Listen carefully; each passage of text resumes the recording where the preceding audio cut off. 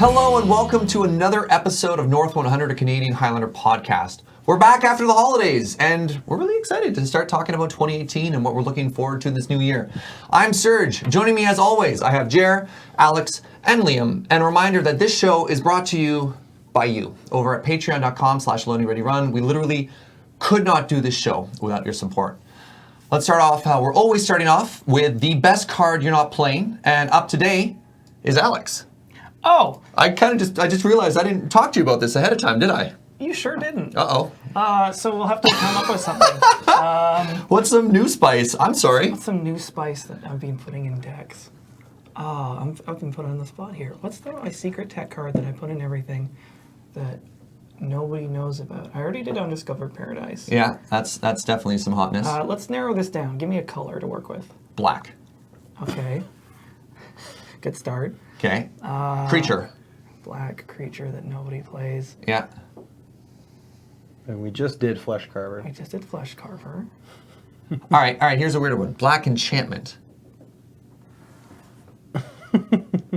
Okay, I guess that sounds good. There's no good black enchantment. This is a terrific exercise. Wait, I know. Okay. It's almost like a black enchantment. Timna the Weaver. Oh yeah, that card's cool. You should play this card. So I really wanted this segment to be the episode where Serge finally knows the card we're talking about, because everyone in the comments is like, wait, how has Serge never heard of any of these cards? And I don't even know what that card is. I've never heard of this card. I have been jamming this into some decks because I think it's really good. Okay. Timna the Weaver is 1 white black for a legendary 2/2 human cleric with lifelink. And at the beginning of your post-combat main phase, you may pay X life, where X is the number of opponents that were dealt combat damage this turn. If you do, draw X cards. And it has partner, which is irrelevant for our format. This X is only ever going to be 1, Yeah. because you can only attack one player. Yeah. But I think I compare this favorably to Phyrexian Arena. So you just crack into your opponent. If you get them, you can actually play her. You have to play her first main phase, but then it's a May. Yeah, it's a May clause, and then you just pay a life, draw a card anytime you hit your opponent. And because she has lifelink, you can mitigate that loss over time. Interesting. I think this card's good. I don't think What decks have you played it in? Yeah. Like Orzhov aggro. I could maybe see this in like a mid-range deck or maybe like an invasion deck. Did you play in humans? Wow. Yes, I think I did. It's like questions in stereo. Makes sense. Jared and I might think similarly occasionally. Yeah. It's conceivable. Interesting. I need to spend more time looking at commander decks, apparently. There are some weirdo cards that they print that are actually just like kind of good in our format. Yeah, Not always. It's actually some of the most exciting Spoiler season. releases because Yeah. like you don't often get like really busted cards in standard sets, but in Commander sometimes they really mess up and print True Name Nemesis. Yeah. And in Commanders, where like the high power level cards come from, like True Name's like the obviously like Yeah. the most glaring example, but like that's the Commanders where you get like the really sweet gold cards that get printed, or some of the like effects that are innocuous in multiplayer formats but very powerful in single player formats. Yeah, no, I love Commander spoiler season. It's definitely my favorite spoiler season of the year. Like whereas in Standard we often get like role player cards and things like that, and you know maybe occasionally we get a new Planeswalker that's cool. Commander's definitely when sometimes the lid gets busted straight off. Yeah, it's just because they'll print weird stuff because they know they don't have to balance it for standard. Exactly. Yeah, it's You get awesome. that, Like that just- spice. Truly bizarre effects and combinations of stuff, and it just It's not quite as rigorously tested. You don't quite realize protection from a player is, pretty good. Yeah. Well, let's talk about today's theme. We've got the new set review coming up, but it's not out yet, so that's going to be the next couple episodes. And today we just wanted to talk about 2018 and what we're looking forward to, and sort of what goals we have in Highlander, and kind of wrap up the end of last year. So an interesting thing an interesting position we find ourselves in is teaching our community to you guys, everyone who's watching at home. And we learned a very important lesson in our local metagame in how YJ runs tournaments. And I'll let Jared take this over, sort of talk about how we used to did it, what we learned, and now what we're doing. Yeah, so we've had an overhaul for the 2018 season. We're going to change how our tournament structure works for Highlander. Previously, So for the past couple years, we've had 2 weekly tournaments, Monday and Thursday. We've had Mondays forever, Highlander Monday. Yep.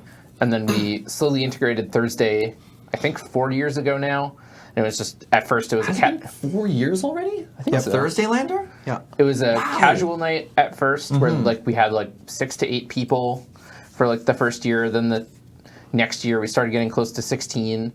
And then not 2017, but 2016, it was like rivaling Monday. We're regularly getting over 20 people. And so we also always had a year-end tournament where you could, every tournament you won during the week got you a qualifying point to the year-end tournament. Yeah. And at first, Thursdays weren't worth anything, but this last year we included Thursdays because their attendance was close to Mondays, and Yeah. there were just as many people who couldn't attend Monday as couldn't attend Thursday, so they were pretty even, so it made sense to make them more even in terms of that. So to recap, we had competitive tournaments. We're Yeah. playing twice a week. Every time you won, you got a qualifier point, and then the best players got invited to a year-end tournament. And we were playing it sort of modified comp REL. There was Yeah. no deck lists required, but other than that, the tournament was enforced at comp. So if you're a competitive player, this sounds great. Why are we changing things? So it actually turned out that even for the competitive players, the system wasn't necessarily the best. I consider myself a competitive player. I've played Yeah. in the last few year-end championships, and I've talked to a bunch of players who are in that's the same sort of boat. And it actually created this like really, especially once we incorporated Thursdays to being competitive and worth a QP, it like created this huge grind that you were like, Pardon me. you basically had to come out every week or else you were giving up chances to get super valuable QPs because like the race is always so tight and missing one tournament could make the difference between you making this super awesome So you're tournament or showing not. up not necessarily because you want to play, but because you want to Yeah. Grind. try Exactly. for QPs. And you were also vastly incentivized to play established good deck rather than trying things. So it really seemed like it was stifling creativity as well. Definitely. And So what's the goal for 2018? so the goal for 2018 is to sort of take away that feeling of the grind and encourage people to brew and have fun a little bit more. So in order to try to accomplish this goals, we've changed a few things. We've changed Monday and Thursday tournaments both back down to regular REL. Yep. And they will no longer award a QP. We've scheduled 12 qualifying tournaments throughout the year on rotating days. So there will be 3 on Monday, 3 on Thursday, 3 on Saturday, and 3 on a Sunday, one a month. And if you win one of those tournaments, you're qualified for the year-end top Cool. 8. Top 16. Top 16. So Yeah, top 16 this year, we've yeah. also expanded it to a top 16 for next year. And then there's a couple other slots, right? Yeah. The other 4 slots are the person who wins the most Monday tournaments, the Yep. person who wins the most Thursday tournaments, the person who wins the most overall tournaments, and the defending champion. Last year's champion? From last year, yeah.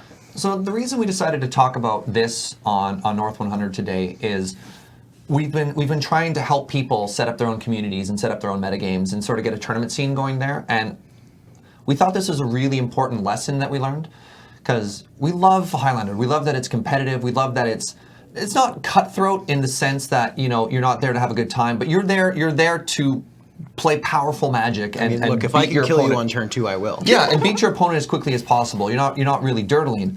But that That's doesn't. not true. Sorry.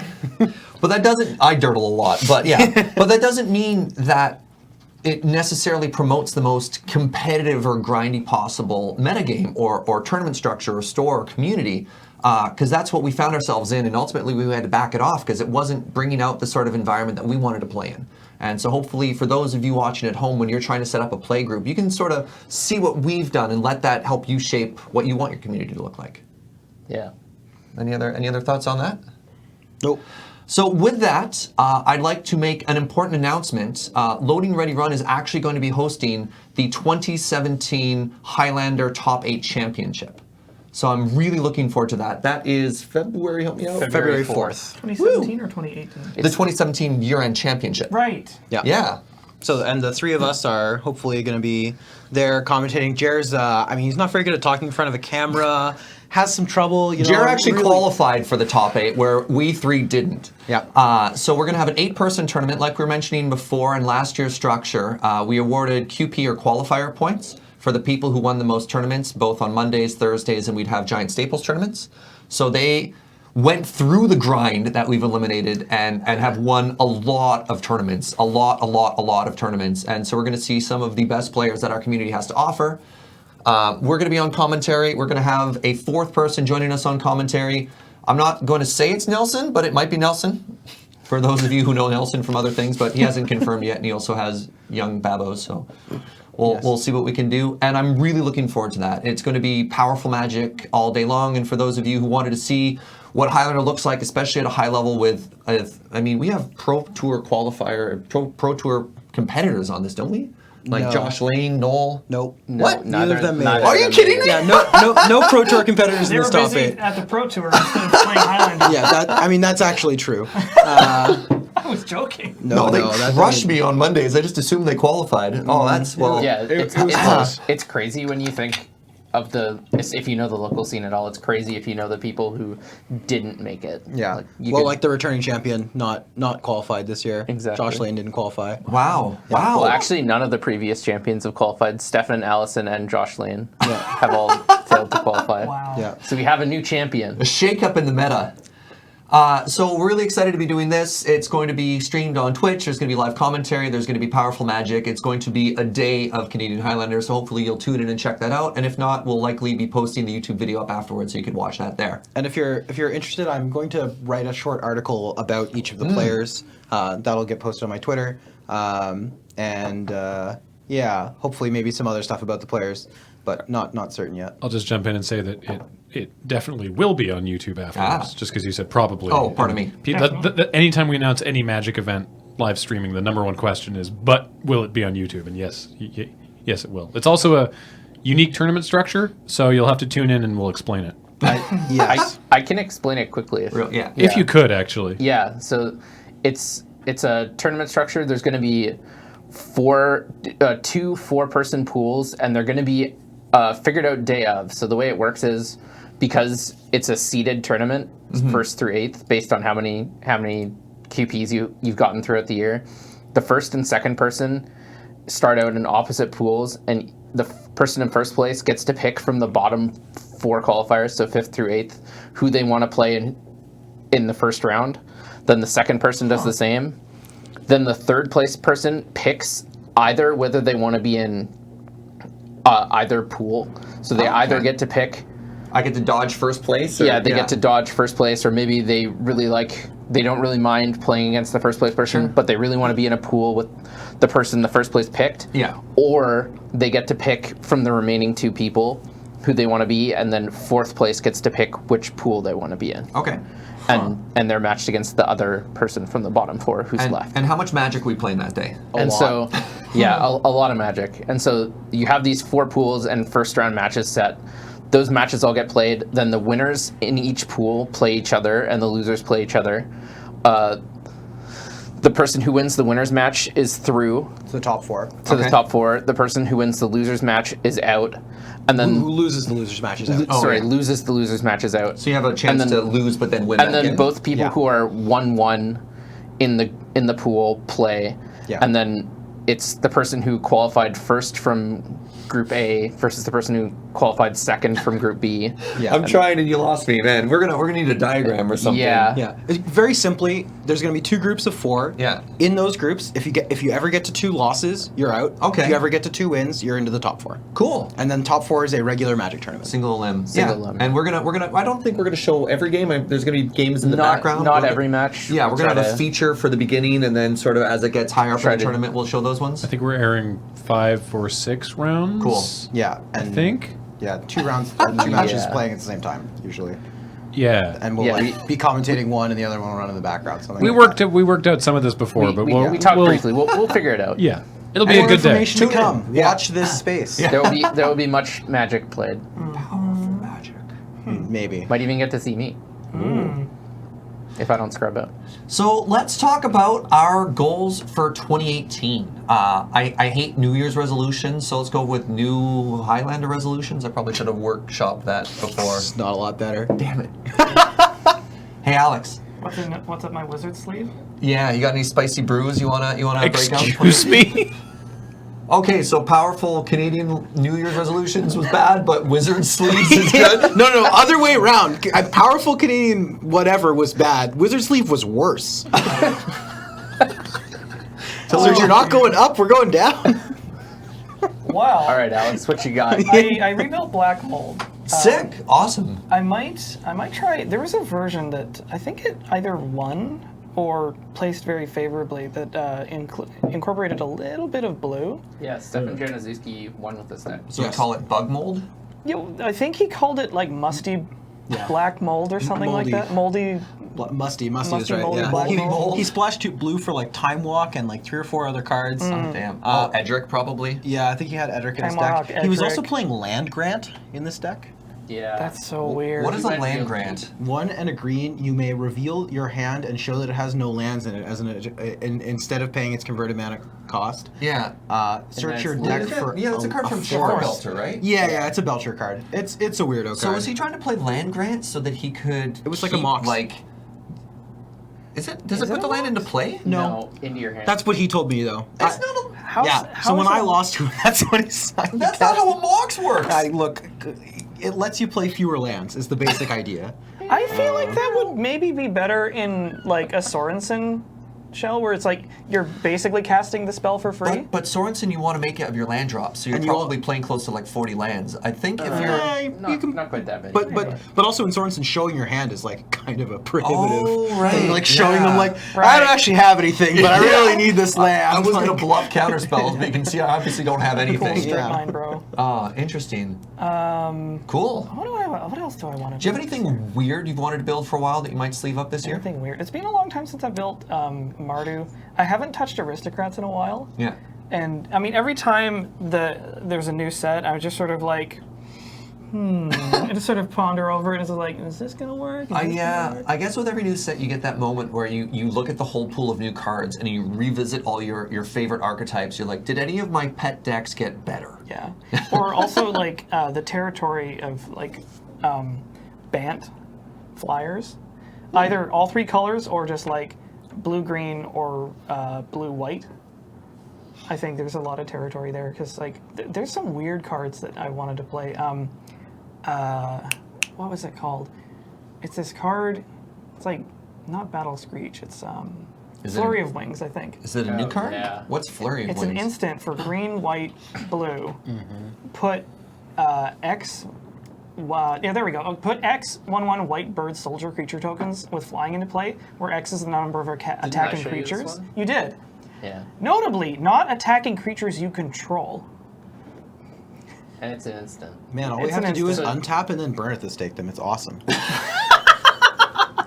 So like, Putting red in your flyers Yeah. list. I mean, the mana base is going to be rough. I agree. yeah. But also you get to like in this deck you get to play Derivi, Yeah. and he actually just like is like what like a 2/3 what 2/3 for 4. yeah 2/3 that? for 4. Yeah. I've it's- got it's this camera, card on Oh, it camera is so many 3? times. Yeah, Derivi is just banned.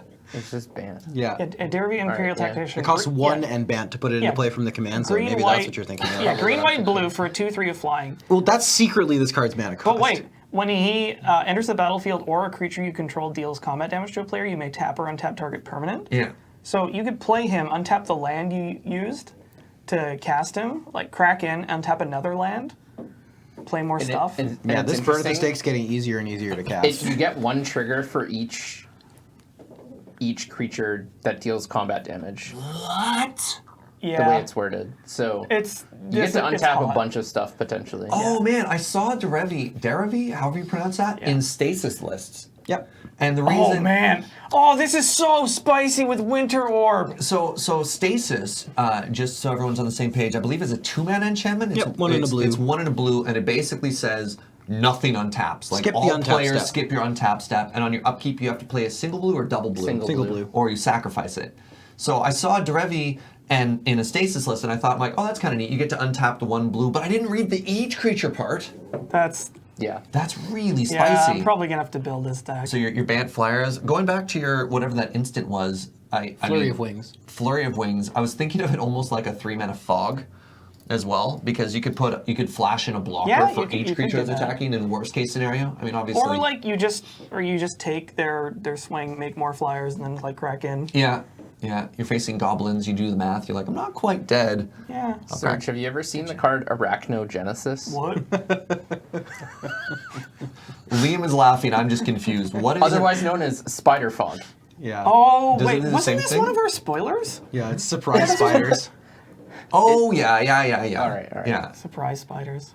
You're just calling that card a fog, and I'm like, you want a spicy, You know, a spicy creature fog? How about? speaking of spells that cost 2 and a green, All right. Okay, go on. I'm listening.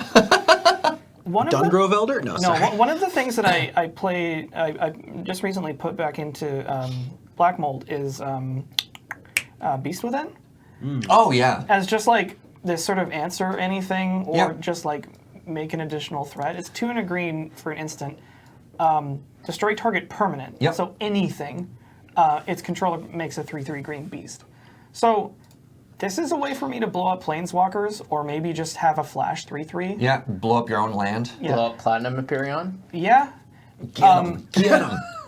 There's a card just like this that I was thinking about, because I was like, how many copies of Maelstrom Pulse can I actually play?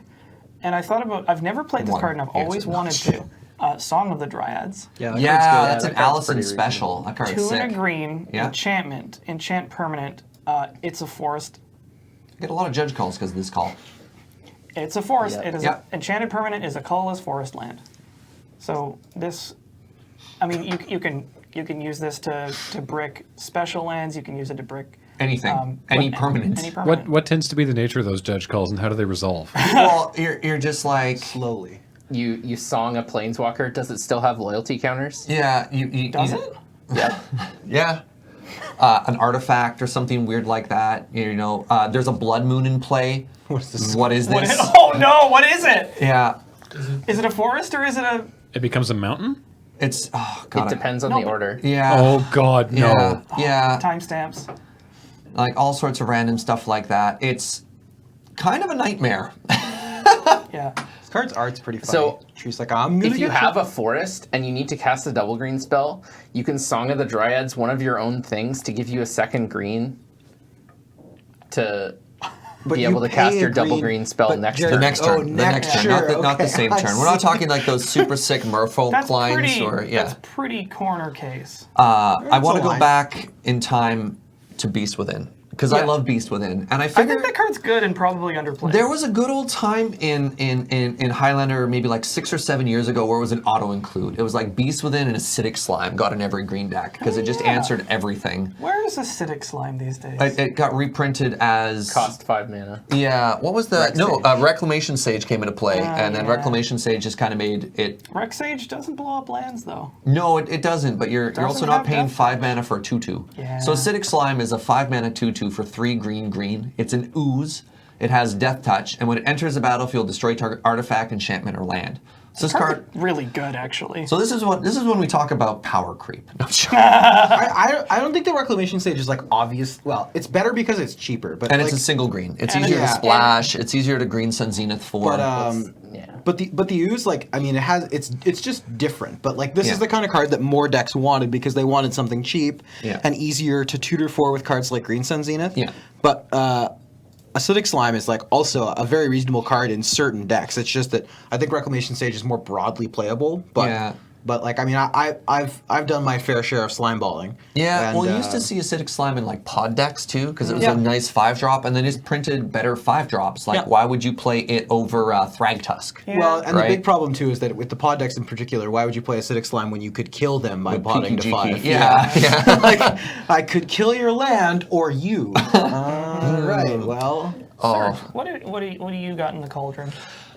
so we literally Can we play have a bubble. segment called "What's in Your Cauldron"? what's in your cauldron? What's in your wizard sleeve? No, we already said that was bad. God. I was gonna let that slide. So my number one goal for 2018. This isn't this even is a what I was deck. gonna say. I wanted My to number actually one play goal this is I card. want to win Monday night. I've Okay. won a bunch of Thursday nights, and as we're kind of hinted before, Monday night has always been like the big one. It's the prestige. It's the Yeah, I can't come up with a better I term think than I won prestige. Monday night once. Yeah, I still have never won a Monday night because I always play Surge decks.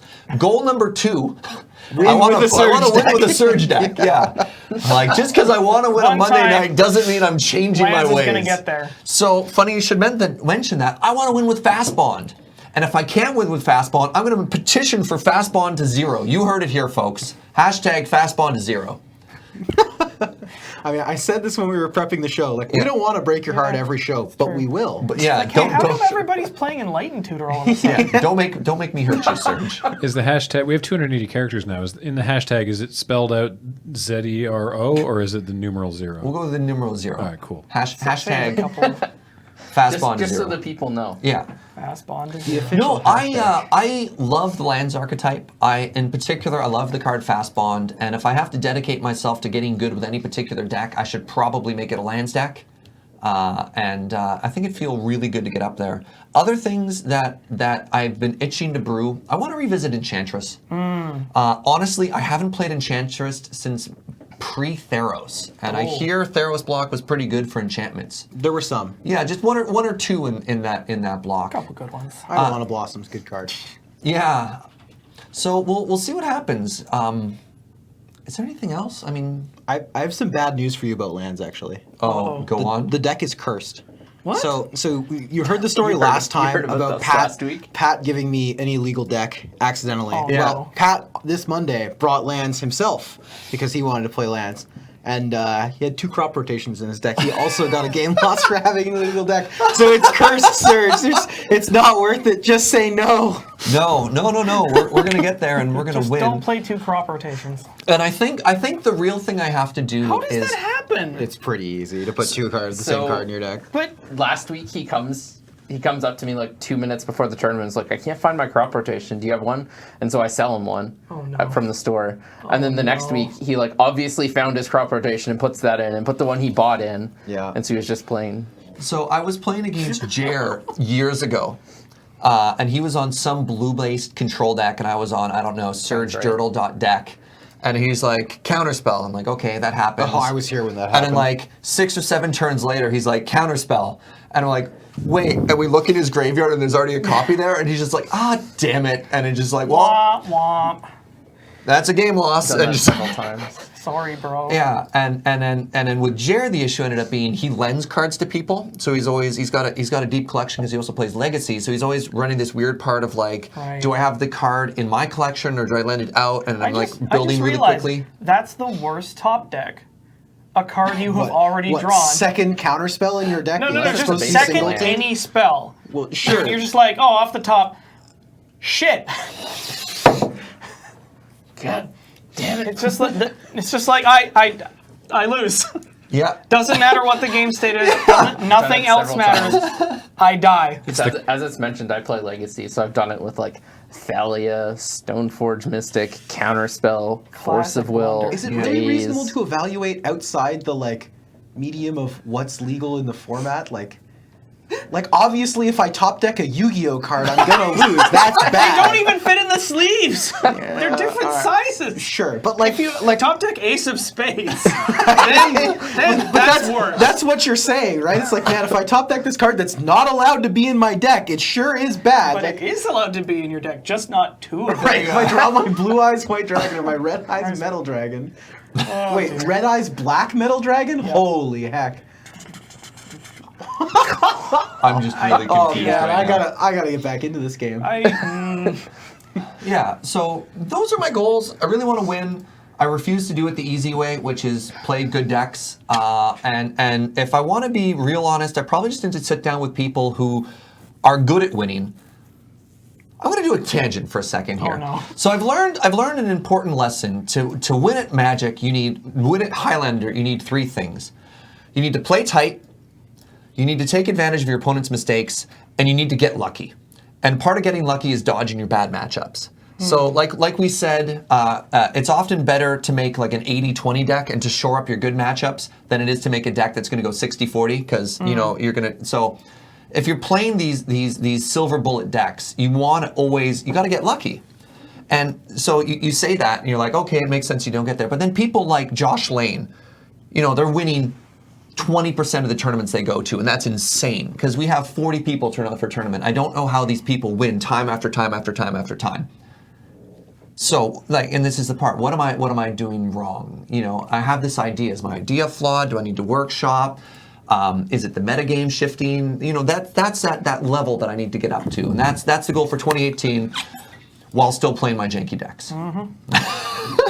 There we go. Jer, tell me about your goal for 2018. That's great. You've Holy already crap. What am I not doing playing this card? I just recently started out by accomplishing one of my goals for 2018. I built a deck I've been meaning to build for a while. What was that?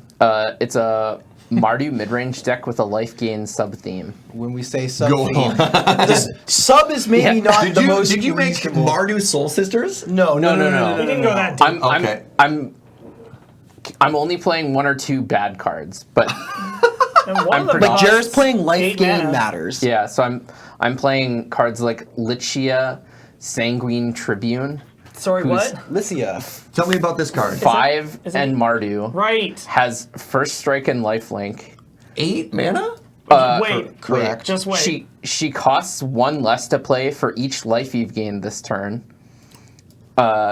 And you can pay 5 life and put 3+1/+1 counters on her. Oh. So she has a lot of text. Oh. She's potentially a 4/4 first striking lifelinker for 3 mana. Have I ever talked to you about a bet I had with Allison? Yeah, Tassiger? Yeah. you won this bet because of me. It took 4 years for me to win the bet. The bet with Allison over Tassiger was, she's like, if I ever pay more than $2 for a card with Delve, Two mana. it's a 6 mana spell, and she told me if I ever have to pay more than 2, I'll give you a toonie. And it took her 4 years to finally have to pay more for 2. So when you're casting Lichia or whatever it is, what are you expecting to pay? Are you expecting to cast her for just 4. Mardu? 4 or 5. That's pretty cool. But gain 3 is pretty typical. Yeah, Yeah, you're playing and- Lightning Helix, And right? so I'm playing a Johnny Vengeant Lightning Helix, a bunch of life-linking creatures. The card I think is the loosest that I'm playing is a card called Lone Rider from Eldritch Moon. Oh boy. It's 1 and a white for a 1/1 first strike lifelinker. And if you at the beginning of your end step, if you gain 3 or more life this turn, transform it, and on the backside it's a 4/4 first strike trample lifelinker. Rides as one. And yeah, so this card's pretty loose. yeah. But the ability to like already have a board, like attack with like a Batter Skull or a GT or something, you just like spend the counters right away off your GT, gain 4, play this second main, and then it transforms immediately into a 4/4 first striking trample lifelinker for 2 mana. Yeah. Like this is a good synergy card, right? Like it's gonna be bad on its own. It's not gonna flip itself very often. But when you draw it with the other parts of your deck that work with it, it is a good card. Yeah, and the idea is that I'm not playing too many of these cards. Sure. The majority of the deck is just like good Mardu cards. I'm Bunch still of playing Sword- Lightning Bolt, Fatal Push, Swords to Plowshares, Path to Exile. Like Mardu gives you the best removal. yeah, hand the form. attack. Very good. At Hand attack. I still like can just win with Planeswalkers and whatnot. Like I have Moxes and Stoneforge in my deck. So you've already lived the dream. Sorry, what was that, Liam? Oh, my favorite card that Jared's playing in this deck is Hide Seek. Yeah, that was told you. that was one of Alex's best cards you're not playing. This card's sweet. This card's so hot. I thought the best card you did was Risefall. He did Risefall, I not did Hide Seek. Risefall and Hideseek is higher on my So this card's list. super good as an artifact. The primary reason you put it in your deck is as an artifact or enchantment hate card. You can tuck an artifact or enchantment, but Seek is also like niche, super relevant. Like if you're playing against a Storm deck and you Seek them, or if you're can playing, kill them. It's also instant speed. They cast Madcap Experiment. In response, you seek their platinum platinum What? and they're dead. And they die, yeah. Yeah. Oh yeah, right. They because don't have that's an the only artifact in their their deck. They go through their whole library and just implode. Yeah. I actually like this card a lot. This beats that combo on board and off board. Just so beautifully. I it's guess I'm nice- playing it's- Mardu forever. it's Mardu, nice because Mardu it's- Tuber lands. It's nice because it's stapled onto an actually playable card. Like the problem with like I should probably explain what this card does again. Just yeah. I know we've talked about So it. Hide is Boros for put target artifact or enchantment on the bottom of its owner's library, and then Seek is white black for. Let me just turn my head sideways to read this card. Search target opponent's library for a card and remove that card from the game. You gain life equal to the converted mana cost of that card. Then that player shuffles his or her library. And It's a split card. Yeah, it's a split card. And both halves are instant. So, Seek is actually great. Sometimes you just use it to exile their dig through time and gain 8. Or sometimes you use it to exile their Emrakul and gain 15. Or more commonly against burn, you use it to exile their Fire Blast and gain And gain 6. 6. Yeah.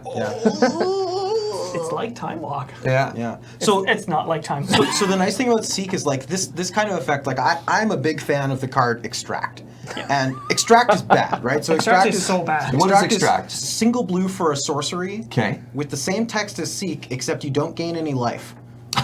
You just search your You search their opponent's opponent library. for a card, exile it. So that card's bad. It doesn't even cantrip. Extract. No, Extract. Yeah, sorry. Or in French, Extraction, which is Yeah. mine. I have a French foil. Not that you know. Hide Seek always does something. Yeah. I I mean, remember- Extract always does something. You just often lose the game the turn after you do it. True, but Hide Seek always does something relevant. Like at its very worst, you gain a little bit of life. Mm-hmm. That is it in its worst possible mode. All right. This art is more disheartening, though. You ever Yeah. had your So, brain so taken out of your- back to Jer. So you've already made this deck. What are your goals for 2018? You got something new you want to bring out? What's in your cauldron? Is that our new segment? Yeah, what's Yeah, so as I mentioned earlier, I was sort of on the grind last year, so I have a lot of kind of out there decks that I didn't get to play last year because I was trying to grind out those QPs. So I guess I'll spoil it. A few of the decks I'm working on. I'm gonna bring. I've been working on Self Mill for maybe like two years. Right? I Me sent- too, man. I sent Me Longer too. than that, yeah. I sent when Liam moved to Halifax. I was like really into it for like a month. I sent him like a list that was pretty close, and he Yeah, played it on. I've played it on stream a bunch. There are Play- videos of it. You can find it. Deck's Is this super. the bug version? It's yeah. 5 color. Dredgelander? Oh, There's several versions. Yeah, okay. I'm also really close on building Cycling Lander. Yeah, Oh! I'm Astral also Slide? that card's in the there's Astral Slide, Faith of Devoted, Drake Haven, and Lightning Rift in the deck. Nice, nice. Okay. Okay. I'm also working on a hybrid, which is Delirium Madness Cycling Lander. Delirium, Madness, Cycling Lander. So for all 3 of your decks, I have a 2-card combo for you. Delirium Madness Cycling Lander is one deck. Yeah, no, Okay, but for the other yeah. 2 as well? Sure. Bazaar of Baghdad and Light from the Loam. Just saying, for the cycle deck, for the Graveyard Matter deck, oh, you're groaning at me. It's So you can't Bazaar of just- Baghdad is a land that you borrow draw it. 2, then discard 3. And then Light from the Loam is a 2-mana sorcery that returns 3 lands from your graveyard to your hand. You can't lose! Serge, you What- forgot the most important part, which is that it has Dredge 3 on it. Oh, right. What, what does this do for the cycling deck? You put the cycling lands. I don't know. You're fine. You win this round. Are you playing big game in this deck? Big Game Hunter in the Madness deck? Oh yeah, Of course, that card's great. Big Game maybe. Hunter. We're playing some much worse Madness cards than that. Have you ever thought about playing Twins of Maurer Estate? Card's not good, but I'm gonna play it. You're not playing Grave Scrabbler, are you? I didn't know We we were are. playing Sorry. recent draft trash. Let's talk about the twins first. Teach me about the twins. Oh, It's they're just pretty this vanilla 3/5 for 3. Oh, right. Just from Shadows. Is it Shadows or Eldritch Moon? Oh, this is Shadows. But Yeah. yeah, Grave Scrabbler is the best Gravedigger you'll ever see. It's 2 mana. There's a card Grave that I Scrabbler. bet you're playing, and its name has popped out of my head. two with I can names. visualize it. It's 1 black enchantment. one with nothing? No, Oh, that's not an enchantment, sorry. it has an activated ability. Pitch a card, regrow a Oh, creature. yeah, yeah. I'm not playing that one. Phyrexian Reclamation? No, it's It's like survival of the fittest like for your Eternal graveyard. Torment, or something Torment. Yeah, it's a pauper card. I can't remember. Oh, yeah. Anyway, All right. So we're Pretty talking nice. about. Is it Phyrexian Brain Reclamation? Gorgers. You playing that card? No. Let's back up a should. step. What is this deck again? What are you trying to do to Magic? Which deck? The last one. Oh, That has 3 Madness. words. Cycling Delirium. Madness, Delirium.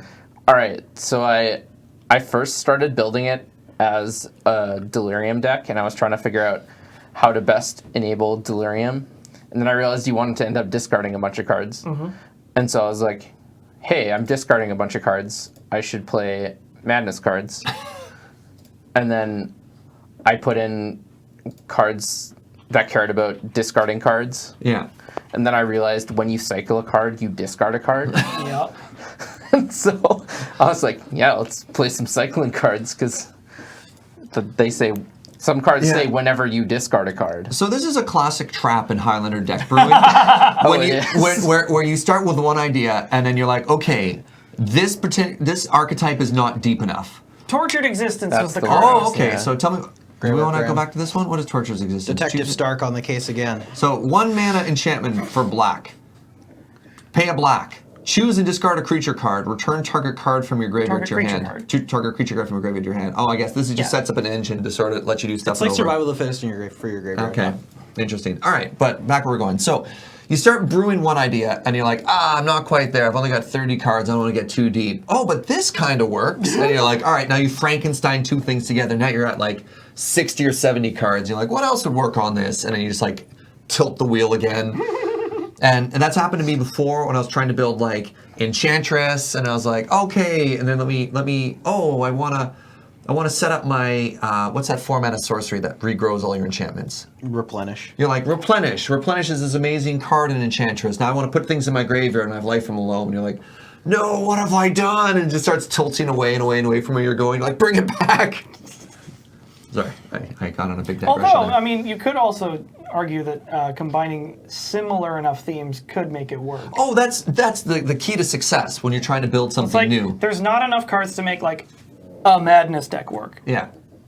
But if you yeah. combine these sort of like tangentially related and sort of synergistic mechanics together, maybe you have a sort of like stuff in your yard and also coming in and out of your hand. Oh no, this is So, yes. this is the key to creativity and coming up with great new decks. It's just so funny because I've done this so many times too. Yeah. You're like, I want to make a double strike deck, and you're like, how did I make White Weenie? You're like it just shifts in all over the place. It's part of the fun and the challenge of brewing an 100-card singleton and trying to find your things to work. Liam, tell me about your 2018 hopes and dreams. All right, who's actually making mono red Death and Taxes? Oh, me. Yeah, I I already know. did. People keep asking. I didn't write the played list against down. it. This is the awkward You thing. should probably fix that. Yeah, but I took it apart. One of these days we'll like do an expose on how badly organized my collection is. But Not as badly as mine. no, that's true. Jeremy's is like the literal worst. I have to organize it for him. Actually, we will do a brief aside on this. So Jeremy and I often build build decks together, and by Dear that I mean God. Jeremy and I build his deck together. And I've spent so much time sorting through Jeremy's cards that I often know where his cards are better than he does, which means that I start to play tricks on him. So I'm like, He's like, why do I have two where's the brainstorms in my Where's deck? the Mock Sapphire? Oh, it's in the Goblin Guide pile. No. Yeah, that's true. I do that, and then the other one is like, you know, in order to remember where stuff is, it'd be too easy to like put the obvious thing you want to know where it is on top. So like I'll put like the Ancestral Recall, and then like some Theros block draft common that's unsleeved on top. And Gerald will be like, "Where's my recall?" And it's like, "Oh yeah, it's just in the Eidolon pile." Which Eidolon? Oh, Eidolon of Blossoms, that unsleeved one. Yeah, it's like just over there. Or no, it's great. But It said straw card on it. Come on. that card actually might be fine. But so my collection is better organized than that. But all right, fine. I will write down this moderate death and taxes list. I spent 40-ish hours in airports and planes in the last 2 days. So I thought you were going to say you spent 40-ish hours working on this deck, and it's like, what? no, I spent like 40 minutes working on this Yeah. deck. Maybe I did play it a little bit, but Do you have an example of any card I could throw up? from moderate death and taxes. Yeah, I don't even know what that Mentor. means. Harsh Mentor, Harsh Mentor, sure. Yeah, I'm not playing Stranglehold. Are you Yeah. not playing Stranglehold? Too expensive. Blood Moon. That's fair. Yeah. Yeah. Magus We of the are Ring. Yeah, red has We were so many. trying to rampaging guess, actually. Ferocidon. Yeah. So this card, this archetype has so many punish mechanics, but it's just like, does it do anything? Yeah, Like, no, you kill people. So basically, I took mono red and I took all of the. You take out all the burn. Not all I the know, burn, I know. but you take out the cards like Lava Spike Yeah. and that sort of thing, and you replace them with disruptive creatures, and then you go a little bit bigger. So I was playing like Thought Knot Seer and Reality Smasher. You call so it you call it the slow burn.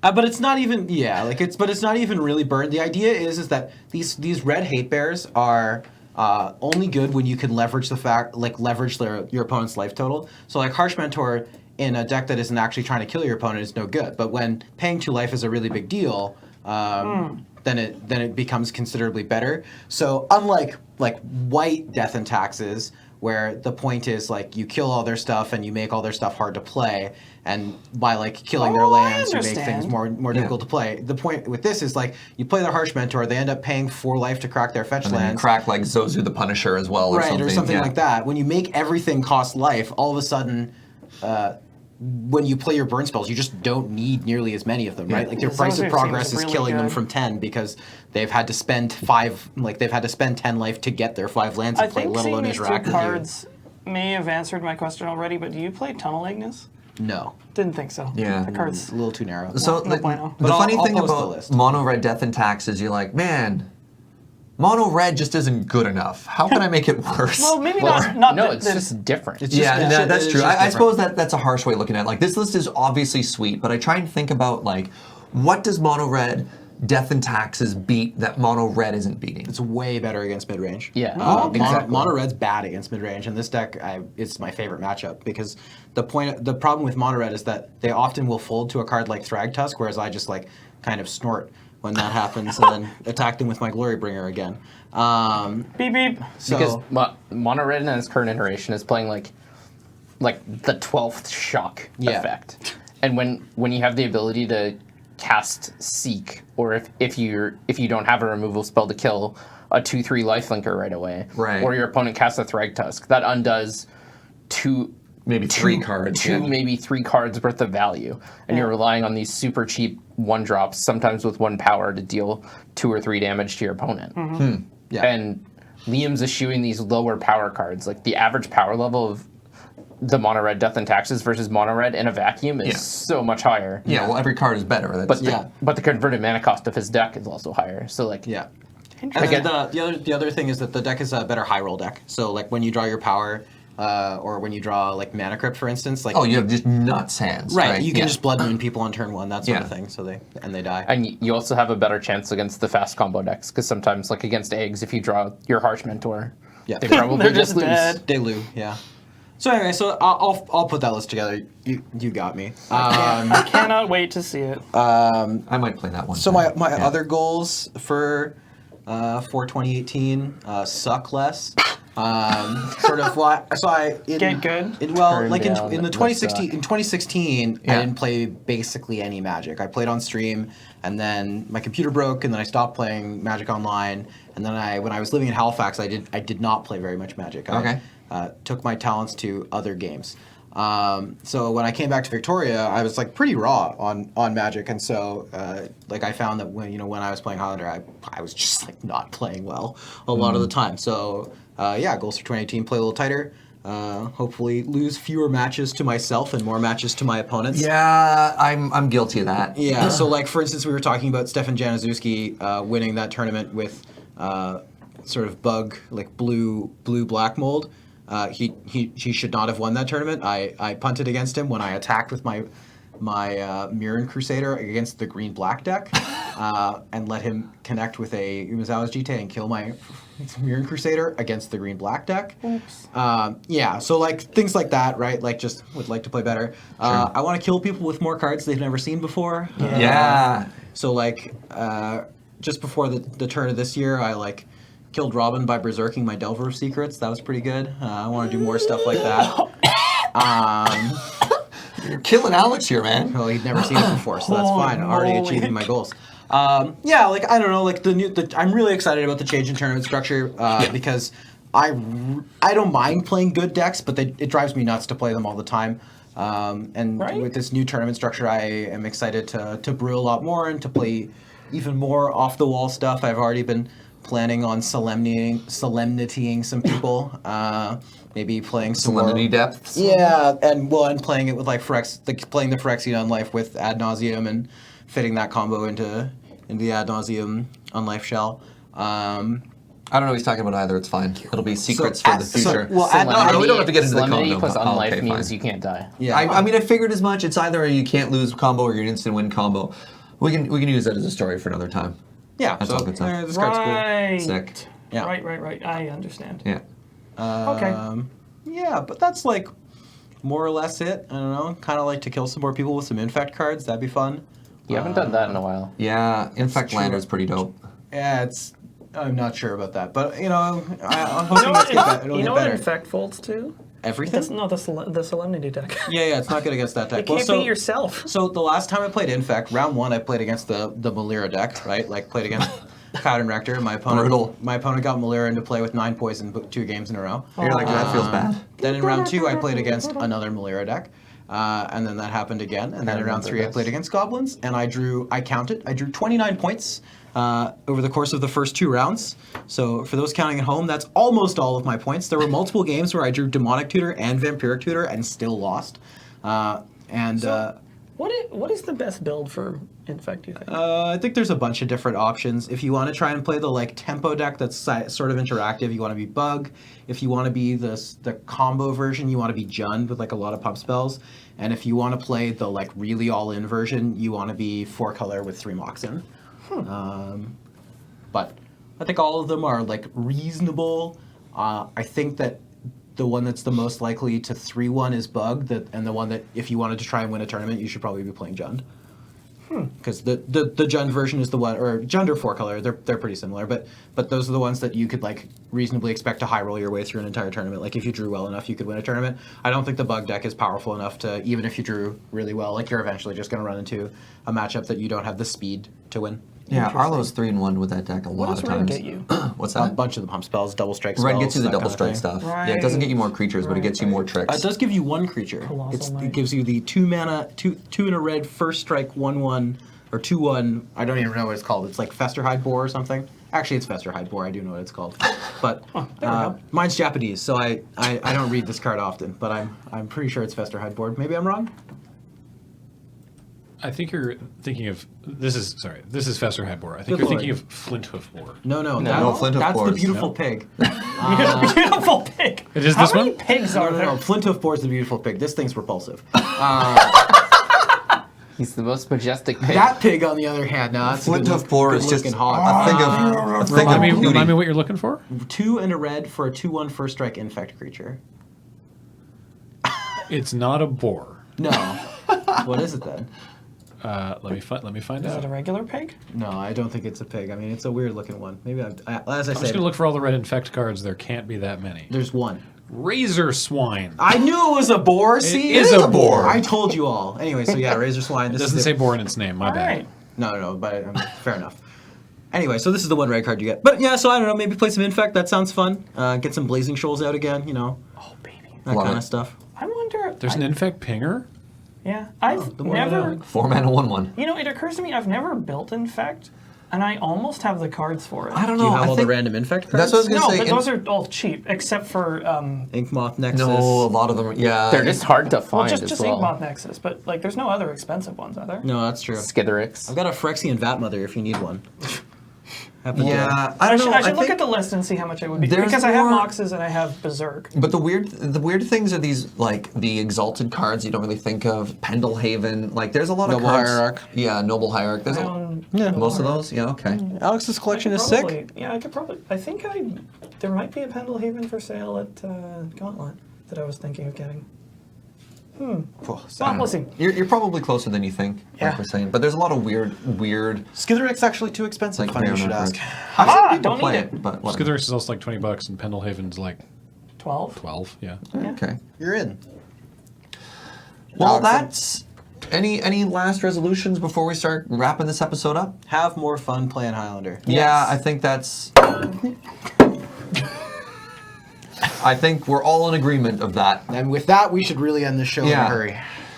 So let's go to our classic Egg McMuffin? Our classic. The end show's falling apart, segment. guys. Let's. Powerful Put it down. magic. And up today, I don't even know if my notes are there. Alex, you're scheduled for both the best card not playing and powerful magic today. We did it. You want me to do it? I got Yes. a powerful magic story. All right. we deferred to because I had one and I was positive that I had talked about it already. All right, so this story happened throw me Liam instead. not 2 weeks ago. So I was playing the Necrotic Ooze deck, the blue-black Necrotic Ooze deck. yeah. Love it.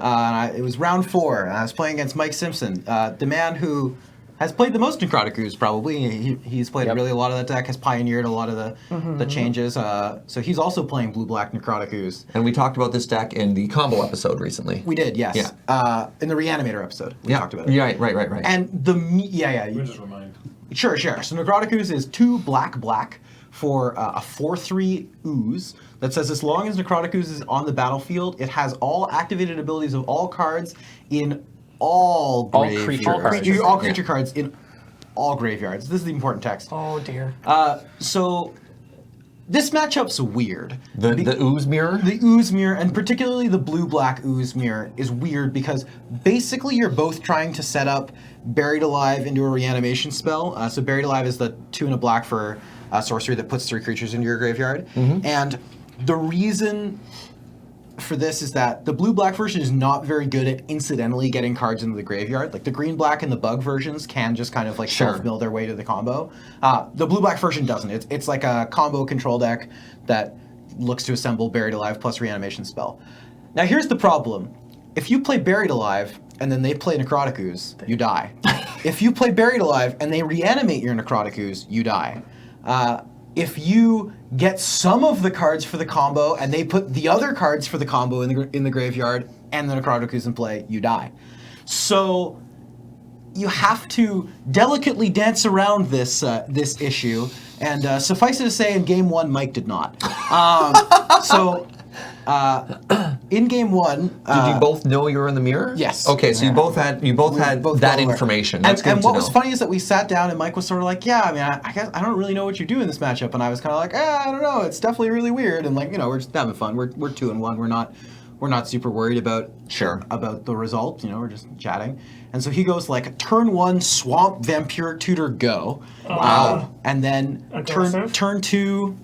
I forget what he does on turn 2. I think he tutors again. And then on turn 3, he casts Buried Alive. Oh, no. And puts the 3 things in the graveyard. And I'm like, yeah, that resolves. And he's like, oh, do you have the reanimation spell? And I didn't have the heart to tell him this at the time, but if he watches this episode, he'll find out. I didn't, actually. But then I drew it. So he was like, do you have the reanimation spell? And I was like, Drew reanimate? Yes, I do. I win. No. So Mike and I... Wait, did he do it without protection? Like he didn't have a counterspell up or anything? Oh, no. Powerful. Wow. So Mike and I combined to turn 3 ourselves, which is pretty good. Then later on in this same match, I ended up winning the match by doing a similar thing.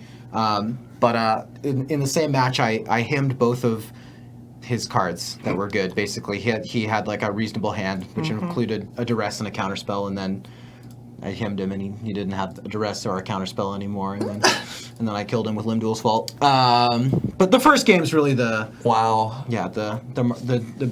big story here. Unfortunate. Yeah. I mean, it feels even worse if he like Gitaxian probes you. No, you don't have the reanimate, and then you rip it off the top. Yes. I've been playing a lot of, this is not Magic related, but I've been playing a lot of Love Letter recently, the card game. And good. yeah, the game's really fun. And one of the cards, it's not worth explaining how this game works, but basically you always have one card in hand, and you draw a card for your turn, and then you play one of your 2 cards and do a thing.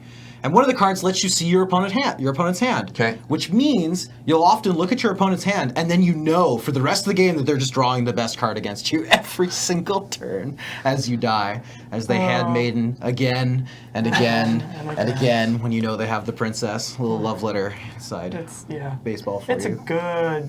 Fun game. Check it out that game. if you haven't played it before. But anyway, so that's my powerful Magic story. Awesome. I love it. Tag team turn 3. Yeah. When you perfectly set your opponent up to kill you.